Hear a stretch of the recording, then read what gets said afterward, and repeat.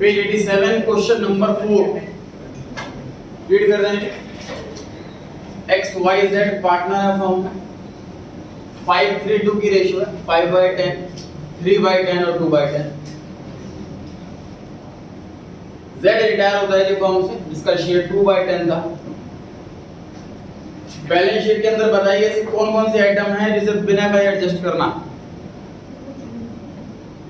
एक भी आइटम ऐसी नहीं है, तो कैसे पता लगता है कोई आइटम ऐसी है? Goodwill, reserve, profits, losses, expenses, ऐसी आइटम ढूंढनी होती है। जो नॉर्मल एसेट है कि नॉर्मल लायबिलिटी, उसे इग्नोर करना होता है। तो इस क्वेश्चन में कोई भी ऐसी आइटम नहीं है जिसे बिना कहे एडजस्ट करना हो। अभी डिस्कस करो। एक क्वेश्चन स्किप करके अगला करा दी, सारे बच्चे घबरा रहे हैं, होमवर्क में तो नहीं चला गया। क्वेश्चन 3 4 के बाद कराऊंगा, कुछ रिलेटेड पॉइंट है क्योंकि फोर्थ में थोड़ा इजी है और थर्ड में थोड़ा सा टफ है, इसलिए पहले फोर्थ करा रहा हूं, उसके बाद थर्ड करा। लिख देता हूं।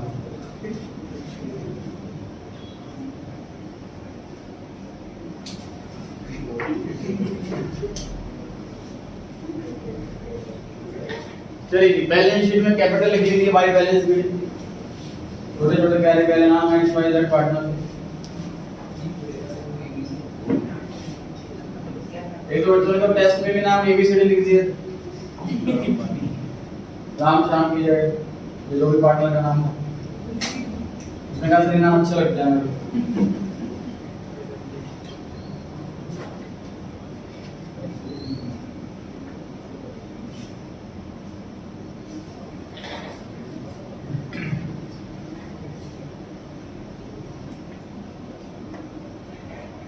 लिखा हुआ है कि Z के रिटायरमेंट में 4 चीजें एग्री हुई हैं। एक एक करके चारों को पढ़ेंगे और सॉल्व करेंगे। आपको पढ़ूंगा मैं। लैंड एंड बिल्डिंग की वैल्यू करी गई 105%। आ जाए, आज का पहला आंसर कौन करने वाला?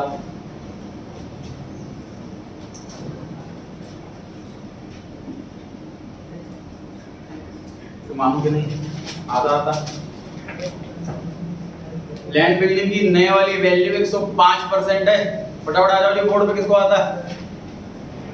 आप फर्नीचर ले लो। 100% तो सर मतलब उसकी वैल्यू वही रही। 100% का मतलब है वही का वही रहा। 100% से ज्यादा वैल्यू हो गई है मतलब वैल्यू बढ़ गई है प्रॉफिट, और 100% से कम हो गया तो वैल्यू घट गई। तो यहाँ पर 105% है, इट मींस 5% वैल्यू बढ़ गई।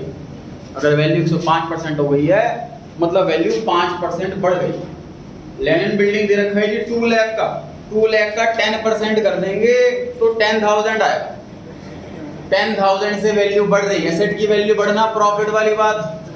तो रीवैल्यूएशन अकाउंट क्रेडिट साइड में बाय लैंड एंड बिल्डिंग 10,000, और बैलेंस शीट में आएगी नए वाली वैल्यू 2 लाख में 10,000 ऐड कर दीजिए, बुक शेयर कर लेना। तो नए वाली वैल्यू हो गई 2,10,000। पॉइंट नंबर 1 में आगे लिखा हुआ है कि फर्नीचर को 20% से डेप्रिसिएट कर दो। फर्नीचर दे कितना रखा है सर? 87,500। तो 87,500 का आप 20% निकालेंगे तो आएगा 17,500। कितने से वैल्यू कम हो रही है? यही अमाउंट आ रहा है। कितने से वैल्यू कम हो रही है? सेट की वैल्यू कम होना लॉस वाली बात है। लॉस रिवैल्यूएशन के डेबिट में आता है। और बैलेंस शीट में घटा देंगे सर, 87,500 में 17,500 अगर हम हटा देंगे तो बचेगा 70,000। जो बच जाएगा 70,000। कैलकुलेशन अपने साइड से भी चेक करते रहें। Point number 2, provision for doubtful dates 5% maintain करना आ रहा है जी। कौन आ रहा है बताइए फटाफट, हैंड रेज करें। हैंड रेज करें जी फटाफट, आ जाइए। प्रोविजन हमें 5% मेंटेन करना है जी। डेटर्स दिए हुए हैं 20,000 के, 20,000 का 5% अगर आप कैलकुलेट करेंगे तो आएगा 1,000। मतलब हमें प्रोविजन चाहिए 1,000। बैलेंस शीट में आएगा नया वाला प्रोविजन मतलब 1000। ऑलरेडी प्रोविजन कितना है हमारे पास 500 है, होना चाहिए 1000, तो 500 रुपीज और क्रिएट करना, और पैसे मरने वाले हैं मतलब नुकसान हो गया। रिवैल्यूएशन अकाउंट डेबिट साइड में नुकसान और क्रेडिट साइड में फायदा। आप लोग नाम पूरा लिखेंगे, provision for doubtful debts revaluation. Done जी, आ जाइए। पॉइंट नंबर 2 में आगे लिखा हुआ है कि provision for legal claim will be made 60,000। Provision for legal claim जो है वो 60,000 होना चाहिए। नया वाला प्रोविजन 60,000 है। बैलेंस शीट में कितना दे रखा है 57,500, तो हमें 2,500 का और क्रिएट करना और पैसे देने पड़ेंगे। ये नुकसान हो गया, नुकसान आपको रिवैल्यूएशन के डेबिट में लिखना होगा। एक लायबिलिटी बढ़ रही है 57,500 से बढ़ करके ये लायबिलिटी 60,000 हो रही है। 2,500 का 57,500 से बढ़ करके ये हो रही है 60,000, तो 2,500 से लायबिलिटी बढ़ रही है। लायबिलिटी बढ़ना लॉस के केस में रिवैल्यूएशन टेस्ट। पॉइंट नंबर 3 लिखा हुआ है कि गुडविल की वैल्यू करी गई है 60,000, और उसके बाद क्वेश्चन में कहीं पर भी सैक्रिफाइसिंग रेशियो या गेनिंग रेशियो या न्यू रेशियो से कुछ भी मेंशन नहीं, तो कौन करेगा जी पॉइंट नंबर 3 में काम? हैंड रेज, प्रेशर आपका हैंड रेज है। पॉइंट नंबर 3 में कौन करेगा जी मेहनत? बच्चा है, आ जाइए।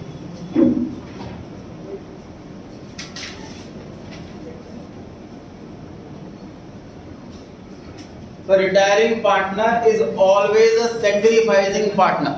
जो पार्टनर रिटायर हो रहा है वो अपना सारा का सारा शेयर छोड़ करके जा रहा है, इसका मतलब वो तो हमेशा पक्की बात है सेक्रीफाइस ही कर रहा। तो रिटायरिंग पार्टनर तो हमेशा क्रेडिट साइड में बैठेगा, एंट्री के अंदर Z बैठेगा क्रेडिट साइड। बाकी जो पार्टनर बच गए वो गेनिंग पार्टनर हैं, X और Y, उन दोनों को डेबिट में बिठा दो। एंट्री होती है gaining partner debit to sacrificing partner. Gain कर रहे हैं X और Y, इसलिए डेबिट में बैठ रहे हैं X और Y। ये रेशियो 5:3 कहां से आ गई सर? 5:3:2।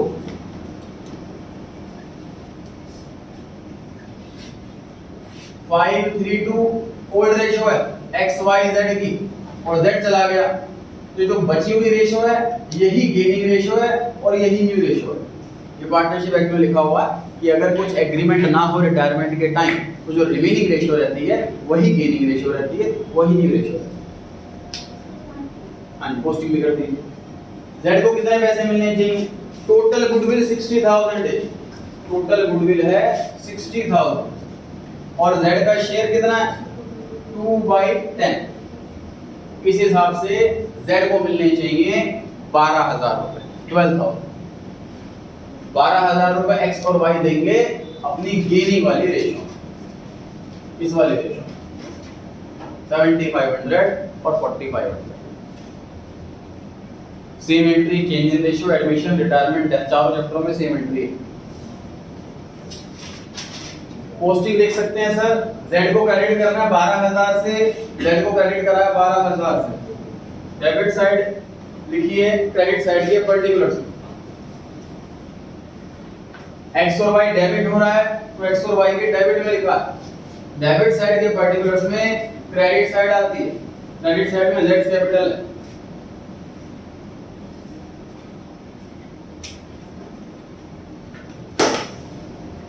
गुडविल वाली एंट्री को माइंड में छाप लेगी बड़े अच्छे से। इस संडे को चेंज इन रेशियो का टेस्ट है, उससे अगले संडे को रिटायरमेंट का टेस्ट है, उससे अगले संडे रिजोल्यूशन का टेस्ट है। Happy weekend.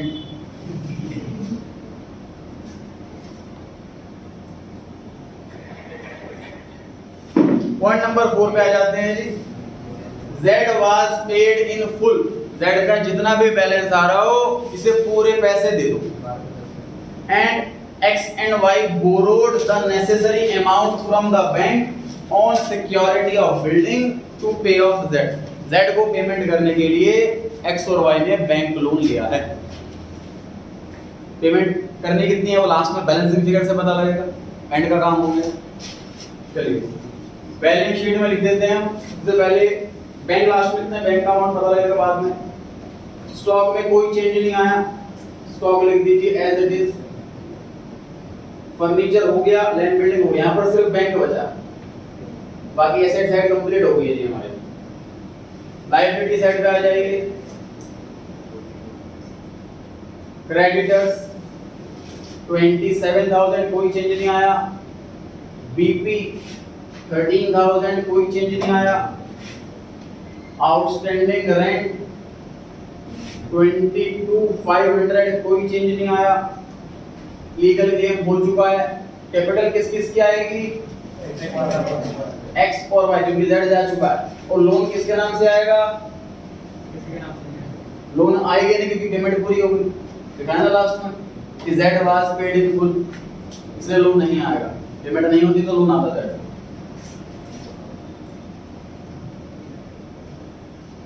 प्रॉफिट लॉस बांट देते हैं जी रिवैल्यूएशन का।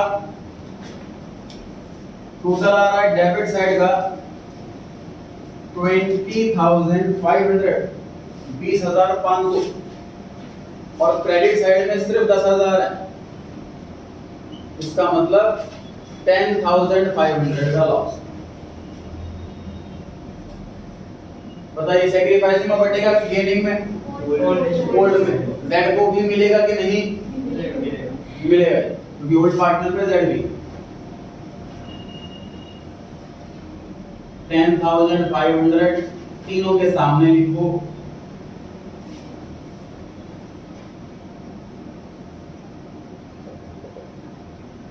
ओल्ड रेशियो से मल्टीप्लाई करो।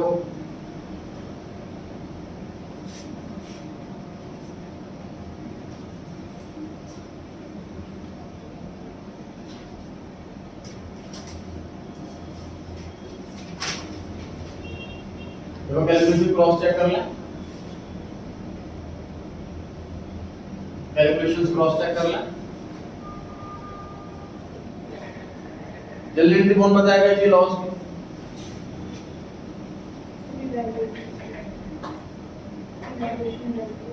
हाँ जी गलत। लॉस के केस में कैपिटल कम होती है, कैपिटल कम होती है तो डेबिट की जाती है। पार्टनर्स कैपिटल डेबिट होंगे और रिवैल्यूएशन क्रेडिट होगा।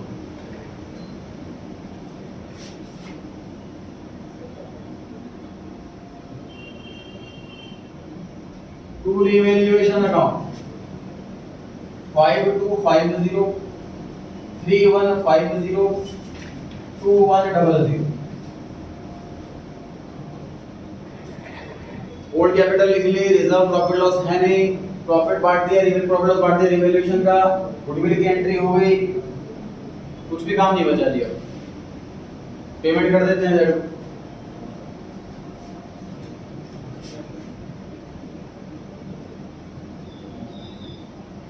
टू बैंक अकाउंट ब्रैकेट में बैलेंसिंग फिगर। कितने पैसे बनते हैं दोस्त को फटाफट हिसाब करो।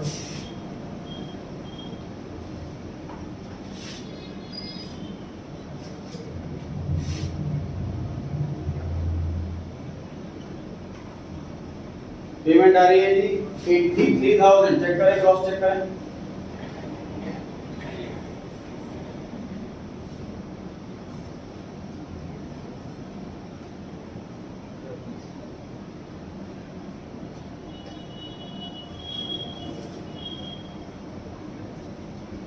जी 2100 का लॉस कम कर लीजिए इसमें से, बाकी बची पेमेंट हो गई।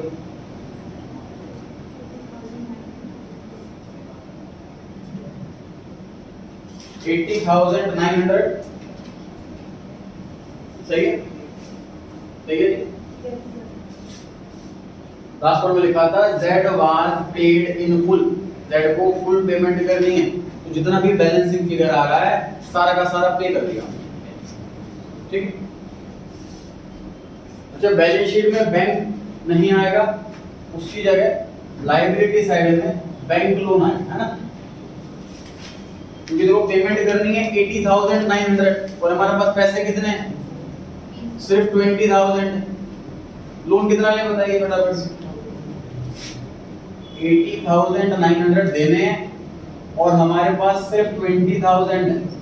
इसका मतलब हम लोन लेने वाले हैं 60,900। जो ब्रैकेट में कैलकुलेशन दिखा दी गई है 60,900।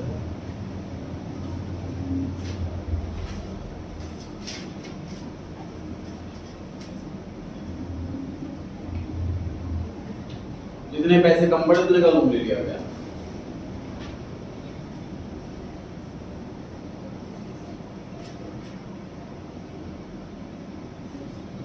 तो बैलेंस शीट, बैलेंस निकालिए कि x का कितना आ रहा है।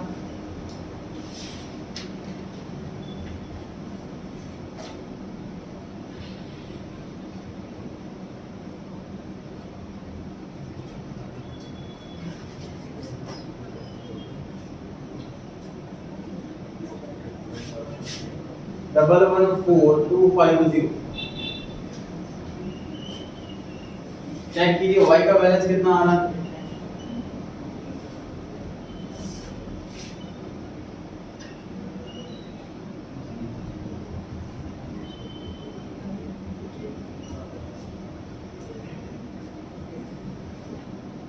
एट 2350।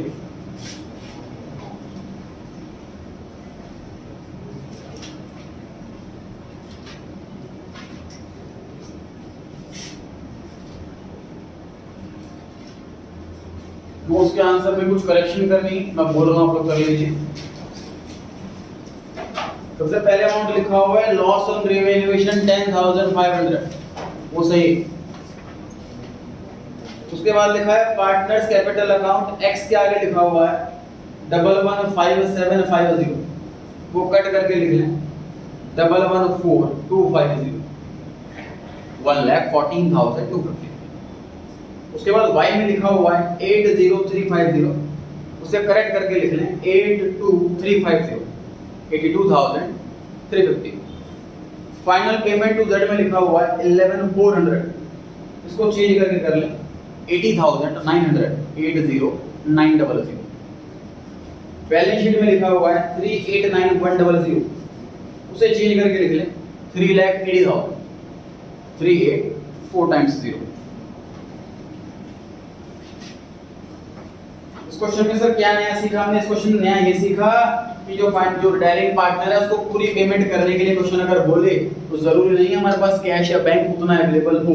तो ऐसे केस में क्या करना है वो सेक्शन क्वेश्चन में दी जाएगी कि लोन ले लिया गया है, तो लोन का अमाउंट कैसे निकाला हमने, टोटल पेमेंट जितनी करनी है माइनस जितना अवेलेबल पैसा है हमारे पास।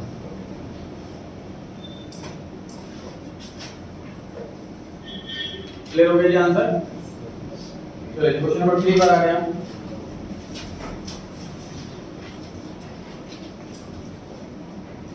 बनाइए फॉर्मेट।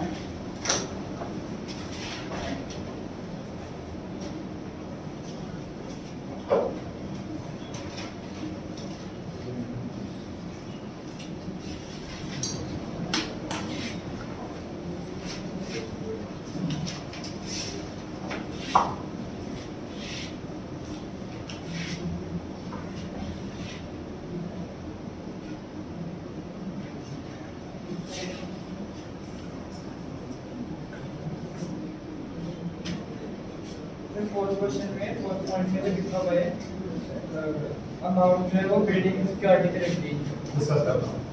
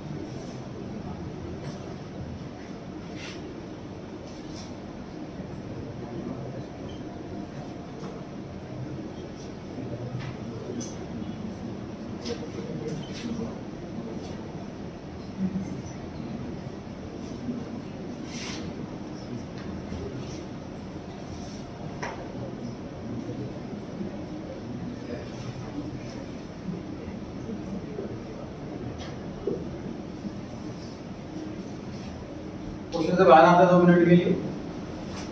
बोर्ड पे 2 ट्रांजैक्शन लिख लिया है मैंने, उसकी एंट्री ट्राई करनी। पहला लिखा है जी loan taken from bank 1 lakh, और दूसरे में लिखा है loan taken from bank 1 lakh against security of stock worth 1,50,000। 1.5 lakh का स्टॉक हमने एज अ सिक्योरिटी पे रखवाया है, तब हमने 1 लाख का लोन लिया है। इस सेकंड केस में लिखा है। फर्स्ट केस में जो लोन है वो अनसिक्योर्ड लोन है, जो कंपनी पुरानी है, रेप्यूटेड है, इसका पेमेंट हिस्ट्री अच्छी है, ट्रांजैक्शन बड़ी हैं, उनको अनसिक्योर्ड लोन इजीली मिल जाता है। सिक्योर्ड तो किसी को मिल जाएगा। तो जो एंट्री क्या होगी जी फर्स्ट केस में बताएं। तो हमारे अकाउंट में पैसा आ रहा है बैंक अकाउंट डेबिट, और हमारे पास एक लायबिलिटी बढ़ रही है बैंक लोन के नाम, bank account debit to bank. Second case में क्या एंट्री होगी सोचो।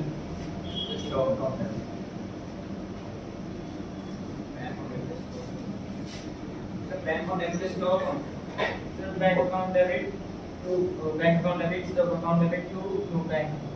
It's the same. Same answer है। Bank account debit 1 lakh to bank loan 1 lakh. Reason security पर अगर हम कोई आइटम देते हैं तो एक नॉन फाइनेंशियल ट्रांजैक्शन है, non monetary transaction, hence ignored.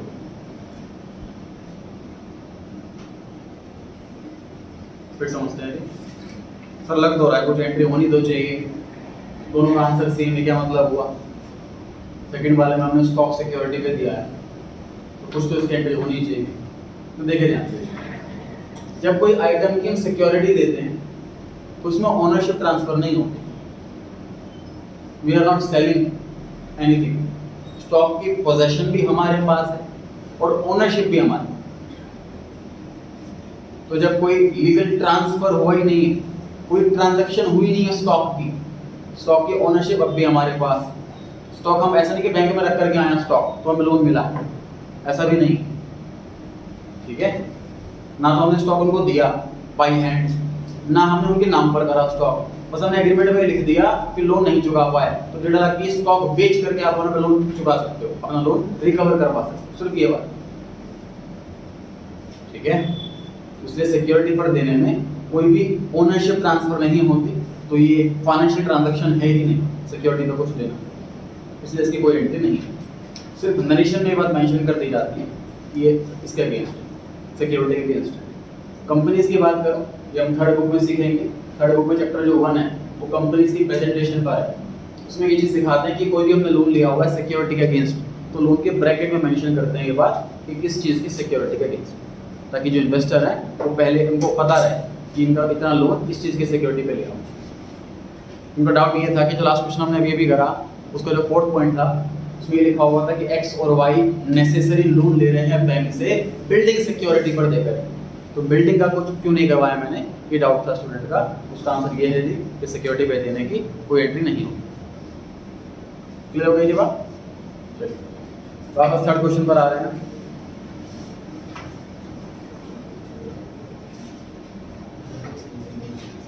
Capital लिख लीजिए, opening capital by balance BD 1,60,000 और 50,000।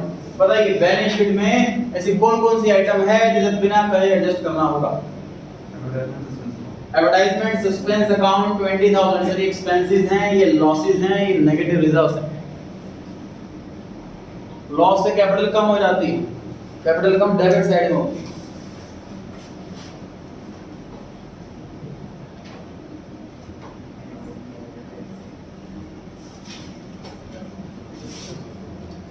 $20,000 पार्टनर है, मैं रेशियो दे रखी है 3:2 3/8 3/8 2/8 कितना है जी बताएं? 7500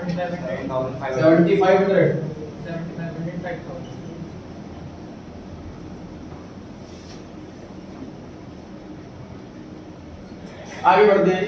ऑन 1 अप्रैल 2020 वाई ने डिसाइड करा कि वो रिटायरमेंट ले रहा है। फॉर्म से ध्यान रखना इस बार कि बीच वाला पार्टनर वाई है वो रिटायर हुआ।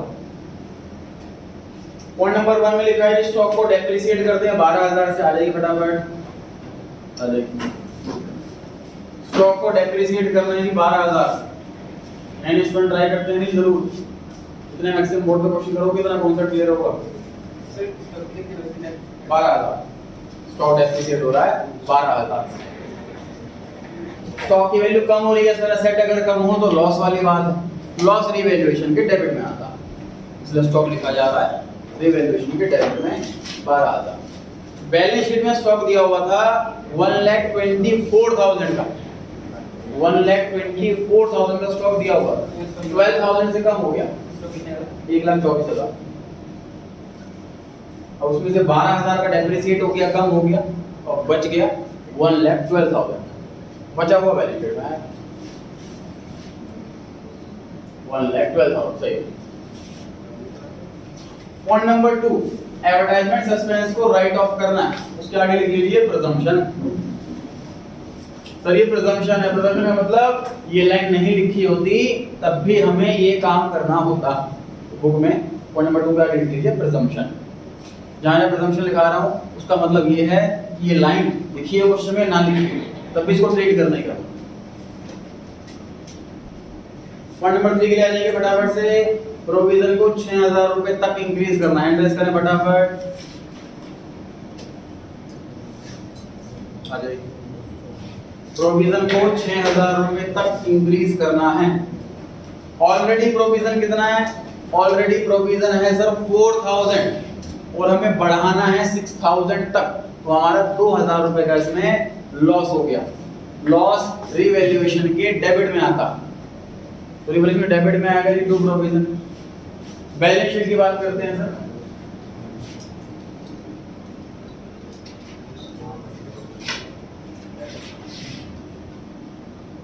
डेटर दिया हुआ है जी 80,000 के, 80,000 में से 6,000 माइनस हो गया तो बच गया 74,000। 80,000 में से माइनस हो गया नया वाला प्रोविजन 6,000 का, तो डेटर बच गए 74,000 और 2,000 रुपए का लॉस है, रिवैल्यूएशन के डेबिट में 2,000। पॉइंट नंबर 4 के लिए आइए फटाफट। फिक्स्ड एसेट को बढ़ाना है 10% से, आ जाइए। फिक्स्ड एसेट्स को बढ़ाना है 10% से। फिक्स्ड एसेट्स बैलेंस शीट में दे रखी है 3 लाख की, बैलेंस शीट में फिक्स्ड एसेट दे रखी है 3 लाख। 3 लाख को 10% से बढ़ाना है, तो 10% बढ़ाने के बाद फिक्स्ड एसेट की नई वाली वैल्यू आ गई 3,30,000। एसेट की वैल्यू बढ़ना प्रॉफिट वाली बात, प्रॉफिट आता है रिवैल्यूएशन अकाउंट के क्रेडिट साइड। 3 लाख का 10% हुआ 30,000, तो यहाँ पर आ गया जी 30,000। Point number 4, sorry point number 5, goodwill of the firm valued at 80,000 and amount due to the retiring partner to be adjusted in X and Y, X and Z capital account. Y retire हो रहा है, capital adjust करने में x और Z, ये Z adjust होती है sir sacrificing gaining ratio में, जो सैक्रिफाइस कर रहा है क्रेडिट में, जो गेन कर रहा है डेबिट। तो ऐसे किस में हमें देखना पड़ेगा ये क्वेश्चन में, कहीं गेनिंग रेशियो अलग से तो नहीं दे रखी या न्यू रेशियो अलग से तो नहीं दे रखी। क्वेश्चन की सेकंड लास्ट लाइन में लिखा हुआ है it was agreed that x and Z would share the profits in the ratio 2:3। तो इस बार क्वेश्चन में न्यू रेशियो दे रखी है, ओल्ड भी दे रखी है, न्यू भी दे रखी है, तो हमें गेनिंग रेशियो कैलकुलेट करनी होगी। आइए कौन आ रहा है कैलकुलेट करने के लिए gaining ratio? Working note number 1, calculation of gaining ratio. आइए फटाफट से बोर्ड पर आ जाइए।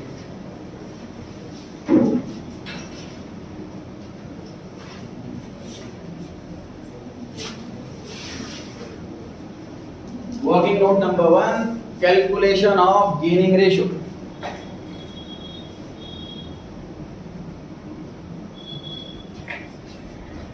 फॉर्मूला लिखेंगे गेनिंग रेशियो का, gaining ratio equals to new share minus old share. कोशिश करें खुद से नोट कर लें आप लोग, बोर्ड से नोट ना करना पड़े, खुद से सॉल्व करें कॉपी पे अपनी, फिर बोर्ड पे से कंफर्म करें कि सही करा है कि नहीं। तो न्यू शेयर है जी x का 2/5 और ओल्ड था 3/8, माइनस कर दिया हमने। z की बात करते हैं सर, z का न्यू शेयर है 3/5, और z का ओल्ड था 2/8,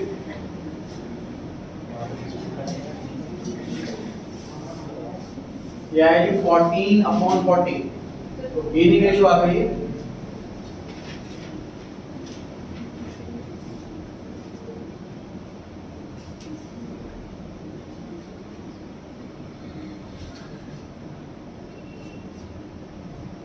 गेनिंग रेशियो आ गई है जो 1:14, 1:14 गेनिंग रेशियो आ गई है। इसको डाउट है कैलकुलेशन में तो पूछ सकता है, क्योंकि x और z दोनों गेन कर रहे हैं तो दोनों डेबिट में बैठेंगे। x और z दोनों ही गेन कर रहे हैं तो दोनों ही डेबिट में बैठेंगे। y जो रिटायर हो रहा है वो सैक्रिफाइस कर रहा है, वो क्रेडिट में बैठेगा। और retiring partner is always the sacrificing partner.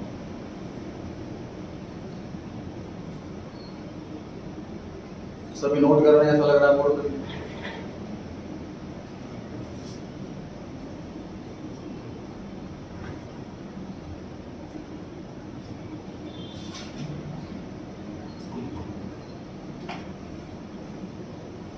Total goodwill पूरे फर्म की 80,000 है, और जो पार्टनर रिटायर हो रहा है भाई उसका शेयर 3/8 है। तो 80,000 का क्वेश्चन कर दो, 80,000 का 3/8 क्या है 30,000, तो y को मिलेंगे टोटल 30,000। x कितना देगा 30,000 का 1/15 कैसे आया जी, 1:14 की रेशियो है, डिनोमिनेटर यहाँ पर 15 बन जाएगा। 30,000 का 1/15, 30,000 का 14/15, तो इधर ये 14/15, तो यह है 2,000 और 28,000। पोस्टिंग देख लीजिए, y को क्रेडिट करना है, क्रेडिट साइड में लिखा हुआ है y 2 और 28 टोटल 30। x और z को डेबिट करना है, तो x और z के डेबिट में लिखा हुआ है।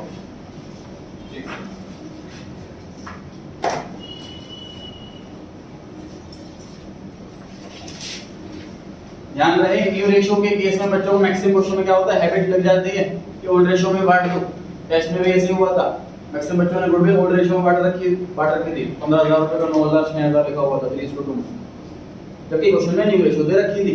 तो आपको सैक्रिफाइस से निकालनी थी एडमिशन चैप्टर, इस चैप्टर में गिरी तो अगर न्यू रेशियो दे रखी है तो ओल्ड में सॉल्व ना करें, कैलकुलेट वर्किंग नोट में कैलकुलेट करें गेनिंग रेशियो अलग से।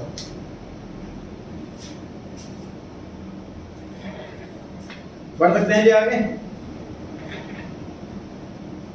पॉइंट नंबर 6 पर आते हैं जी। Adjustment be made in the accounts, ये नया पॉइंट है, अलग पॉइंट है, इसी क्वेश्चन में है सर, पढ़ेंगे ध्यान से। Adjustment be made in the accounts to rectify a mistake previously committed, मतलब पास्ट में 2 साल पहले या 3 साल पहले कोई मिस्टेक हो गई थी अकाउंट्स में, आप उसको ठीक करना चाह रहे हैं, अब पता लग गया होगा क्या गलती हुई थी। y was credited in excess of 2,000, y गलती से 2,000 रुपए ज्यादा क्रेडिट हो गया था। मतलब मान लीजिए 50,000 क्रेडिट करना था और हमने गलती से 52,000 क्रेडिट कर दिया था, पास्ट में ऐसी गलती हुई, 2,000 रुपए से ज्यादा क्रेडिट हो गया था y, ठीक कैसे करें, 2,000 से डेबिट करके।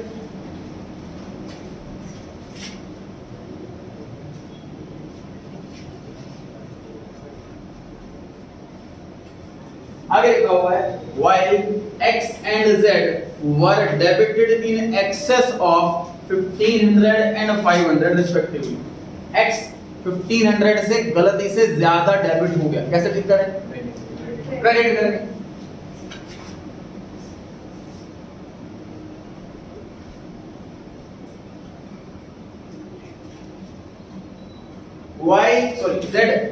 z गलती से 500 रुपए ज्यादा डेबिट हो गया, कैसे ठीक करें, क्रेडिट करके।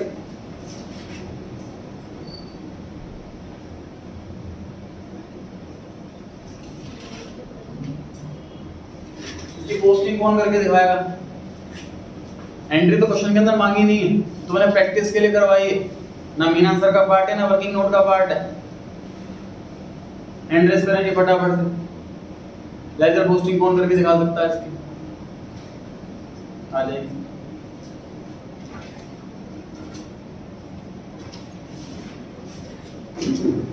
इस एंट्री के अंदर 3 अकाउंट आ जाए, हाँ मिस्टेक होने के चांस बढ़ जाते हैं लेजर पोस्टिंग के, तो बड़ा ही अलर्ट होकर ध्यान से करना होता है। इसको नहीं आता है बहुत अच्छे से देखें, 11 का वैसे कर लीजिए पोस्टिंग का।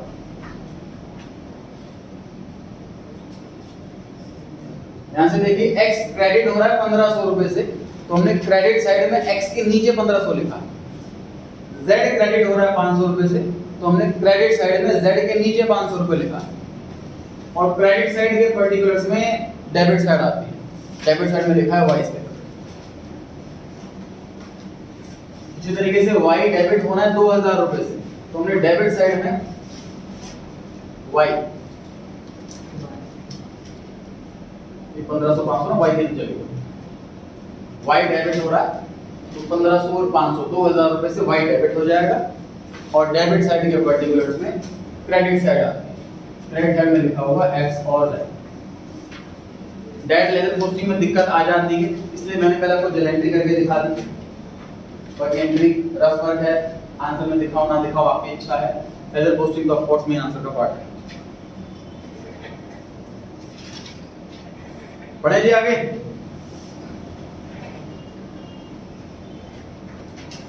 Point number 7, 50,000 from Y's capital will be transferred to his loan account and balance will be paid to him by check। 50,000 रुपए तो कैपिटल का लोन बना दो। एंट्री कौन बताएगा जी? हैंड रेज करें फटाफट से, बोलो या लिखो आपकी इच्छा, लेकिन हैंड रेज करें। कैपिटल को लोन बनाना है जी वाई के, इसकी जर्नल एंट्री लिखनी है या बोलनी है? हैंड रेज करें। सही है, कैपिटल को लोन बना रहे हैं तो सोच के देखो अपनी सी बात की, कैपिटल कम होगी और लोन बढ़ेगा। कैपिटल कम होती है तो डेबिट होती है, और लोन बढ़ता है तो क्रेडिट होता है। ठीक है, तो वाई का ऑलरेडी लोन कितना है बैलेंस शीट में देखें।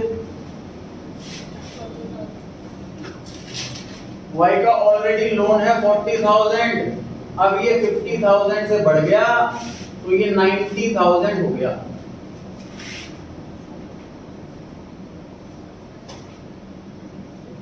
कैपिटल कम हो जाएगी तो डेबिट हो जाएगी।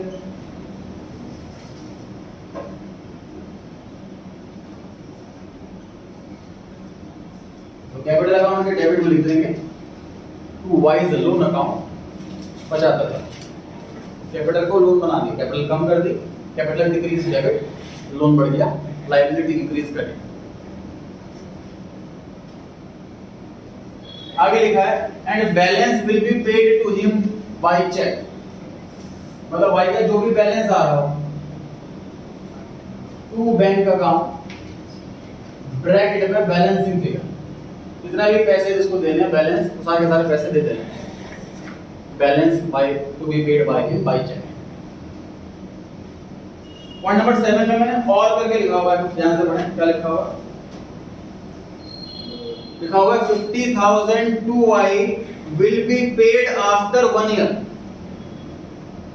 सर अगर किसी को हम बोलते हैं कि तुझे पैसे देने हैं तो हम 1 साल बाद देंगे, तो आज तो हम पर लोन ही बना। ठीक है, 1 साल बाद देने की एंट्री आज तो नहीं करेंगे हम। केवल क्वेश्चन में लिखा होता है कि लोन लिया 10% के इंटरेस्ट से, तो मैं लोन की एंट्री लिखवा देता हूँ। बच्चा पूछता सर इंटरेस्ट की एंट्री तो कराई नहीं आपने। हमने कहा देखो आज की डेट में लोन लिया, तो आज की डेट में सिर्फ लोन की ही एंट्री होगी। इंटरेस्ट हमें आज से 1 साल बाद देना होगा, तो इंटरेस्ट की एंट्री भी 1 साल बाद होगी। ट्रांजैक्शन में भी एडवांस में रिकॉर्ड करते हैं। अकाउंटिंग इज पास्ट, ट्रांजैक्शन होने के बाद लिखा जाता है, पहले नहीं। इसी तरीके से इसमें लिखा हुआ है कि 50,000 रुपए हम 1 साल बाद देंगे, तो क्वेश्चन इनडायरेक्टली ये कह रहा है कि आज की डेट में हम इसको लोन बना रहे हैं। And balance to be paid by him by to him by cheque. तो पॉइंट नंबर 7 में मैंने और करके लिखा हुआ है कि दोनों लैंग्वेज बिल्कुल डिफरेंट लैंग्वेज है, लेकिन दोनों का मीनिंग सेम। अब ये चीज माइंड में फिट करें फटाफट से। ऊपर वाले लाइन में कि साफ साफ लिखा हुआ है कि कैपिटल को लोन बना दो 50,000, बाकी पैसे दे दो। और करके जो पॉइंट है उसमें क्या लिखा है कि 50,000 रुपए 1 साल बाद देंगे और बाकी पैसे भी दे देंगे। तो दोनों का मीनिंग सेम है, मैं आपको ये समझाना चाह रहा हूं। लोन बनाना या ये बोलना 1 साल बाद पैसे दूंगा, ये दोनों एक ही बात है। ठीक है, चलिए तो जो बैलेंस शीट आइटम बच गए हैं वो लिख लीजिए। बैंक बाद में कैलकुलेट करेंगे। बीआर में कोई चेंज नहीं है, लिख लीजिए एज इट इज। डेटर हो चुका है, स्टॉक हो चुका है, फिक्स्ड एसेट हो चुके हैं, एडवर्टाइजमेंट सस्पेंस हो चुका है। बस बैलेंस शीट में बैंक रहता है कि एसेट साइड में, लायबिलिटी साइड पे आते हैं। क्रेडिटर्स कोई चेंज नहीं, 3,30,000।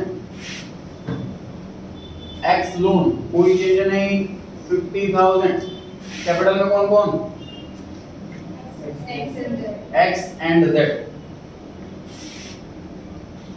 तो यहाँ पर सिर्फ कैपिटल बची है एक्स और जेड की, और एसेट साइड में सिर्फ बैंक बचा है, बाकी सारे आइटम कंप्लीट हो गए। प्रॉफिट लॉस पार्ट लेते हैं जी रिवैल्यूएशन का। क्रेडिट साइड में 30,000 है और डेबिट साइड में 14,000 है, मतलब 16,000 का प्रॉफिट है।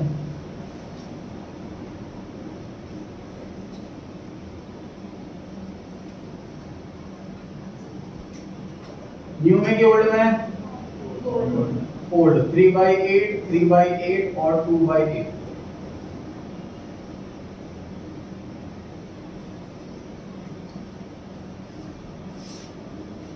रिलेटिव बोले फटाफट से प्रॉफिट बांटने की रिवैल्यूएशन पे। Revaluation account debit to partners capital account. Profit से कैपिटल बढ़ती है, कैपिटल बढ़ती है तो क्रेडिट होती है।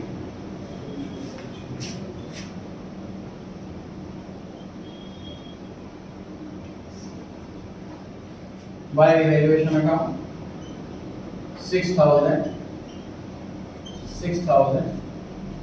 and 4,000।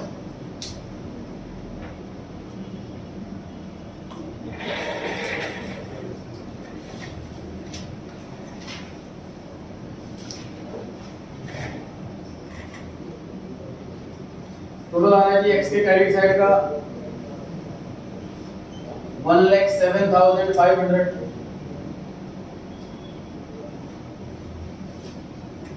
To balance CD 98,000 balance आ रहा है जी एक्स का। वाई पर आते हैं। टोटल आ रहा है क्रेडिट साइड का 96,000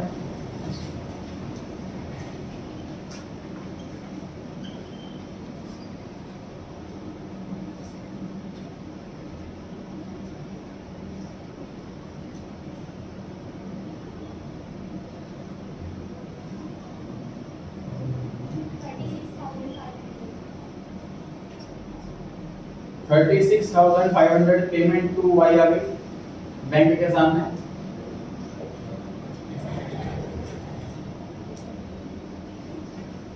टोटल आ रहा है जेड की क्रेडिट साइड का 54,500 और जेड का बैलेंस आ रहा है सर 21,500।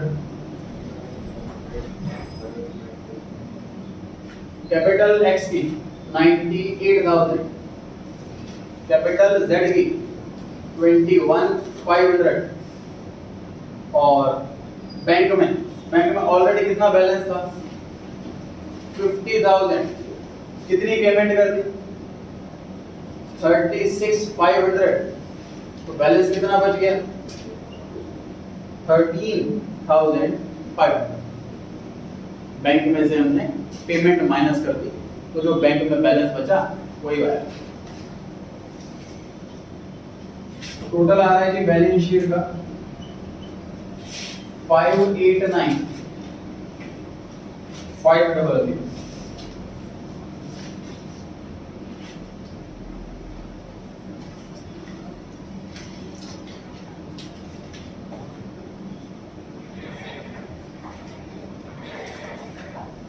इस क्वेश्चन में सर क्या नया सीखा हमने? जो पॉइंट नंबर 6 था वो नया सीखा। कि सर ऐसे पास्ट की कोई एडजस्टमेंट दे दी जाए तो हमें घबराना नहीं है, बस लैंग्वेज को फॉलो करना। कोई पार्टनर ज्यादा क्रेडिट हो गया तो उसको डेबिट कर दो, कोई पार्टनर ज्यादा डेबिट हो गया तो उसे क्रेडिट कर दो। उसके अलावा पॉइंट नंबर 7 हमने देखा कि पार्टनर की लोन में अभी तक हमने जो क्वेश्चन लिए थे उसमें या तो कंप्लीट लोन बन रहा था या कंप्लीट पेमेंट हो रही थी। इसमें दोनों का कॉम्बो हो रहा है, कुछ लोन बन रहा है और कुछ पेमेंट हो रही है। ये नया देखा। क्वेश्चन 5 पे होमवर्क लिखा हुआ है, क्वेश्चन 5 के नीचे भी होमवर्क लिखा हुआ है। अब आ गए हैं एडजस्टमेंट ऑफ कैपिटल पर। एडजस्टमेंट ऑफ कैपिटल टॉपिक के अंदर कई सारे टॉपिक हैं। इसके अंदर पहला टॉपिक है total capital of the firm. पढ़ें जी पहला question, question number 6।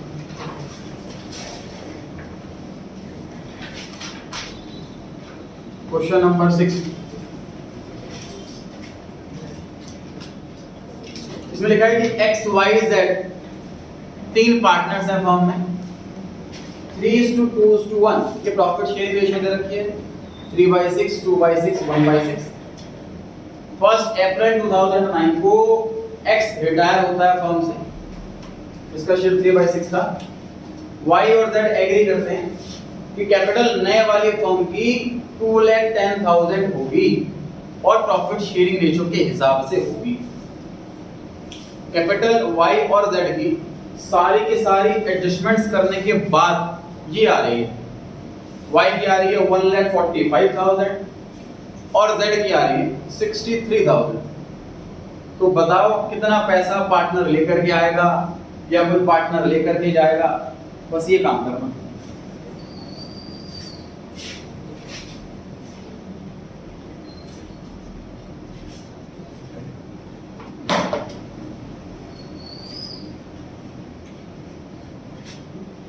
X Y और जेड रेशो है 3, 2 और 1। क्वेश्चन में कहीं पर भी नहीं दे रखी न्यू रेशो है गेनिंग रेशो। एक्स रिटायर हो गया, वाई और जेड बच गए, तो यही गेनिंग रेशो है सर, यही new ratio 2:1, 2/3, 1/3।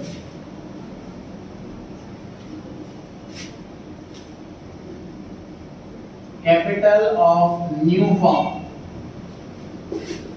equals to 2,10,000. Y is capital.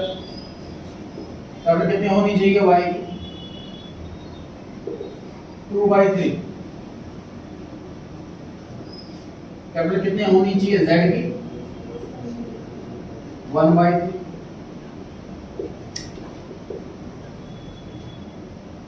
Capital Y की होनी चाहिए सर 1,40,000। कैपिटल Y की है कितनी?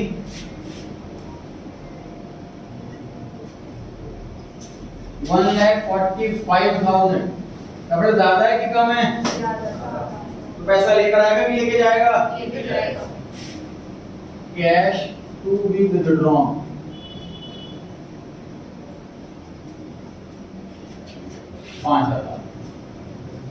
क्वेश्चन में ये वाला आंसर मांगा था कि बताओ कोई पार्टनर पैसा लाएगा या पैसा लेके जाए और कितना। तो हमने क्या करा, नए वाले कैपिटल को नए वाली रेशो में बांट दिया। तो बांटने के बाद कैपिटल वाई की होनी चाहिए 1,40,000, लेकिन है 145, 5,000 रुपए ज्यादा, तो ये 5,000 रुपए की ड्रॉइंग कर लेगा। Cash to be withdrawn, withdraw करना। जेड बराबर है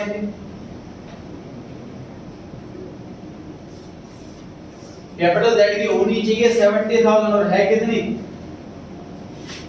63,000 है। पैसा लेकर आएगा कि लेके जाएगा? लेकर आएगा। कैश टू बी ब्रॉट इन।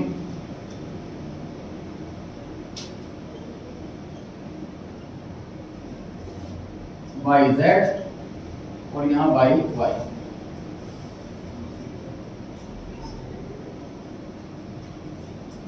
ये जेड कैपिटल लेकर के आएगा 7,000 रुपए और वाई पैसे लेकर के जाएगा 5,000 रुपए। ये 1 मार्क के क्वेश्चन में आ सकता है, फिर लॉन्ग क्वेश्चन में एडजस्टमेंट के रूप में आएगा। कैश कितना लेकर के आना है वो कैलकुलेट करो, कैश कितना लेके जाएगा वो कैलकुलेट करो। 7 पढ़ते हैं। तीन पार्टनर है सर, एडुकेट और सीए। रेशियो दे रखी है 5:3:7, मतलब 5/15, 3/15। और 7/50। 1 अप्रैल को जो एडयू पार्टनर है उसने नोटिस दे दिया है फॉर्म को रिटायरमेंट का कि अब हम फॉर्म से रिटायरमेंट ले रहे हैं। पार्टनरशिप में रिटायरमेंट लेना ऑप्शनल रहता है, कंप्लीट फ्रीडम रहती है। कोई भी पार्टनर जब चाहे नोटिस दे करके रिटायरमेंट ले सकता है। ये आपने बिजनेस स्टडीज में भी पढ़ा होगा। पर्टिकुलर पार्टनरशिप अगर होती मतलब लिमिटेड लाइफ टाइम वाली अगर पार्टनरशिप होती वहाँ पार्टनर के पास ऑप्शन नहीं होता, जो जब मर्जी रिटायरमेंट ले ले। मान हमने पार्टनरशिप करी कि 2 साल के लिए है या पर्टिकुलर प्रोजेक्ट के लिए पार्टनरशिप करी, हमने एग्रीमेंट कर लिया, तो उसमें पार्टनर क्विट नहीं कर सकता बीच में, बिना टाइम कंप्लीट हो या बिना काम कंप्लीट हो। लेकिन एक नॉर्मल पार्टनरशिप है, पार्टनरशिप एट विल बोलते हैं जिसको, जो लॉन्ग टर्म वाली पार्टनरशिप होती है, जो गोइंग कंसर्न वाली पार्टनरशिप होती है, उसमें कोई भी पार्टनर जब चाहे रिटायरमेंट ले सकता है। और कोई पार्टनर बोलते हैं मैं कल से नहीं आऊँगा, मेरे हिसाब करो, तो बाकी पार्टनर को हिसाब करना पड़ेगा, कोई ऑप्शन नहीं, तो अकाउंट बंद कैश हो जाए। ये लिखा हुआ है इसमें कि पार्टनर नोटिस दे रहा है कि रिटायरमेंट का, बाकी पार्टनर्स को। तो गेट और सीए ने डिसाइड करा कि फ्यूचर में वो लोग प्रॉफिट बांटेंगे 2:3। Adjusted capital of gate and CA show a balance of this and this. ये कैपिटल आएगा सारे इशुमेंट्स करने के बाद। Amount to be paid to एडयू 90500, जो पार्टनर रिटायर हो रहा है, हमने उसको इतने पैसे देने 90500। This amount is to be paid by GATE and CA in such a way that their capital become proportionate to their new profit sharing ratio. नए रेशो में बन जाए कैपिटल, उनकी पैसा लेकर के आना, जल एंट्री पास करनी है, पैसा लाने की और पैसे लेके जाने।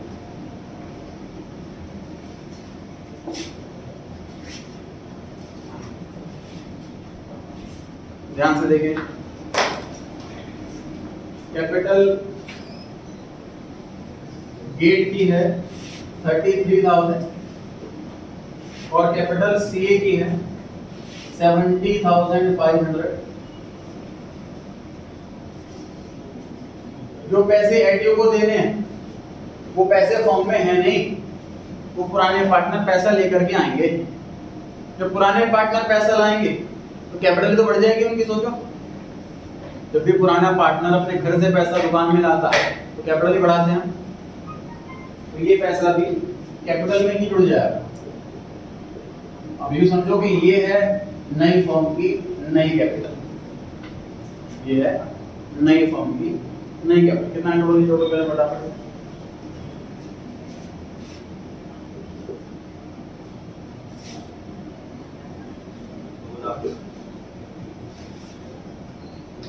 कैलकुलेशन क्रॉस चेक करने के बाद सभी 1,94,000 की कैपिटल है नए वाली फर्म की, इसे बांटे नए रेशो में।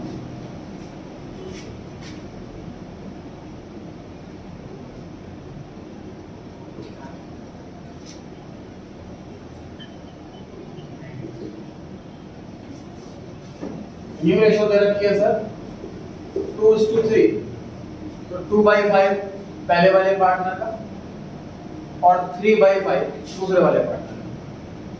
और करेंगे कितना है? हाँ जी, कितना होता है? 73,000।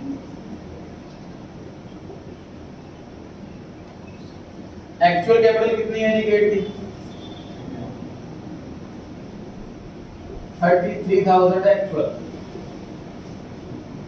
तो बाकी के पैसे लेकर क्या है? गलत अमाउंट बताया जा रहा है।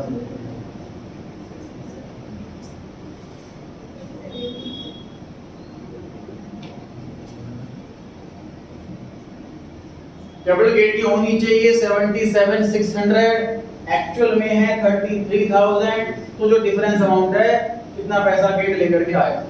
सेम काम करते हैं सीए में।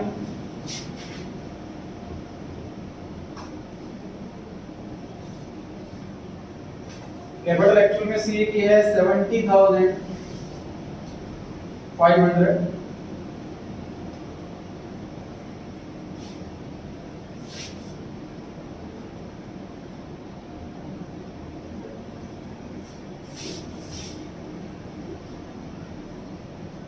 Cash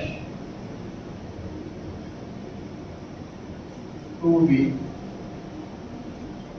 brought in by C। हम बताएंगे कितना अमाउंट आया 116। कितने कैपिटल होनी चाहिए और एक्चुअल कैपिटल इतनी है।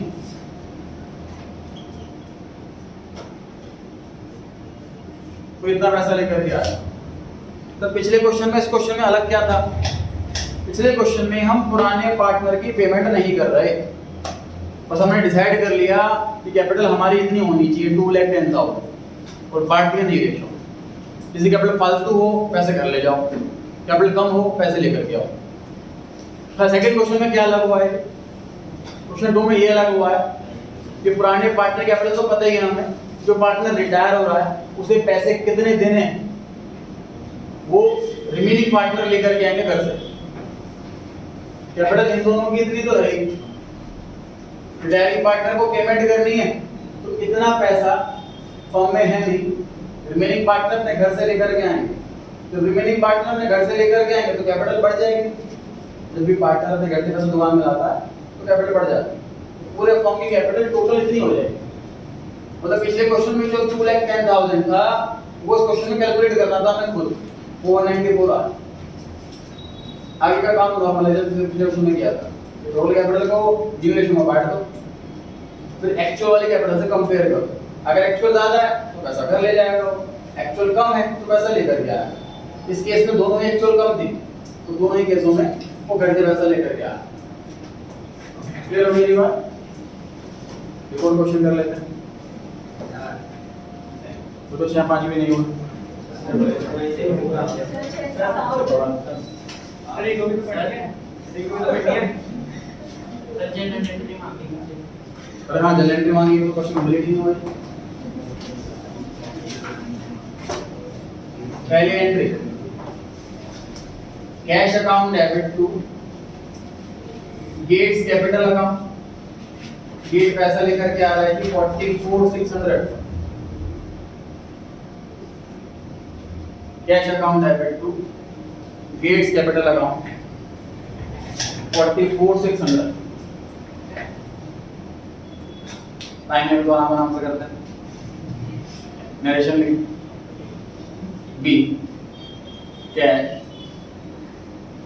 brought in by gate bracket close। Second entry में सीए कैपिटल लेकर के आया, उसकी कैपिटल आने की एंट्री होगी। माइंड में टाइम बचा है।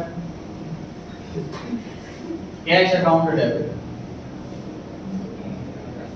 कैलकुलेशन पहले कर चुके हैं जी, कितना कैश लेकर के आना 45,900। Cash account debit 45,900। रिलेशन में नाम भर देगा टू सीएस कैपिटल अकाउंट। यहाँ पे 45,900 जो अमाउंट डेबिट में आएगा वही अमाउंट क्रेडिट में आएगा। नरेशन में लिखे be cash brought in by C. तीसरी एंट्री जो पार्टनर रिटायर हो रहा है उसका हिसाब करना, उसको पेमेंट करनी।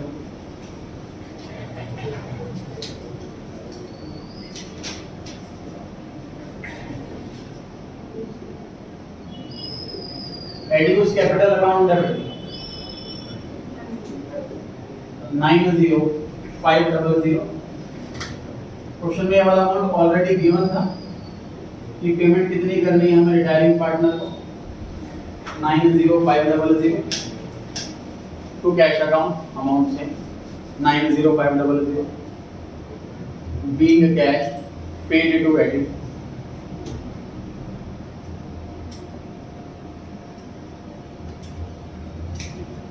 ज़्यादा समय नहीं लूंगा मैं आपका,